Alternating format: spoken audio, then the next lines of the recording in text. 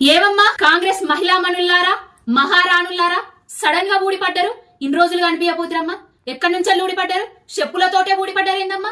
మీ కాంగ్రెస్ ప్రభుత్వం అధికారంలోకి వచ్చిన తర్వాత నిండు అసెంబ్లీ సాక్షిగా సహచర మహిళా ఎమ్మెల్యేలు అని చూడకుండా మీ రేవంత్ రెడ్డి, మీ బట్టి విక్రమార్క వాళ్ళను నమ్ముకుంటే జూబ్లీ బస్టాండే ఏ ముఖం పెట్టుకొని వస్తున్నారు ఈ సభకు అని మాట్లాడినప్పుడు చెప్పులు పట్టుకొని రాలేదేందమ్మా?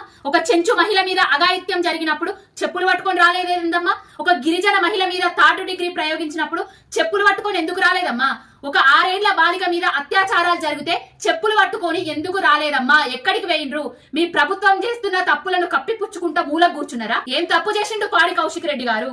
బరాబర్ చెప్పిండు. ఒక పార్టీలో గెలిచి ఆ గుర్తుతోటి గెలిచి రాజీనామా చేయకుండా వేరే పార్టీలకు పోయిన ఎమ్మెల్యేలకు చీరా గాజులు పంపిస్తా అంటున్నాడు. నిజం, పంపిస్తాం. ఆయన పంపించుడు కాదు, మేము కూడా పంపిస్తాం. ఇంటికి పోయి ఇస్తాము.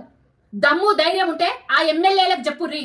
పార్టీలకు వచ్చిండ్రు, రాజ్యాంగాన్ని ఉల్లంఘన చేయొద్దు, రాజీనామా చెయ్యిరి, ప్రజాక్షేత్రంలో కొట్లాడదాం, ఎన్నికలకు పోదామని చెప్పుండ్రి.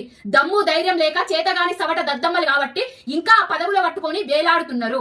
సమర్థించకుర్రి. అధికారంతో పాటుగా మీ నాయకుడికి అహంకారం పెరిగినట్టుగా మీకు కూడా అహంకారం పెరిగి చెప్పులు పట్టుకొని వచ్చి ప్రెస్ మీట్లు పెడుతున్నారా? మీకంటే ఎక్కువ చెప్పులు మాకు కూడా ఉన్నాయి. చూపించగలిగితే మీకంటే ఎక్కువ చెప్పులు మేము కూడా చూపిస్తాము. బరాబర్ పార్టీ మారిన ఎమ్మెల్యేలకు చీరే గాజులు ఇంటింటికి పోయి పంచుతాము.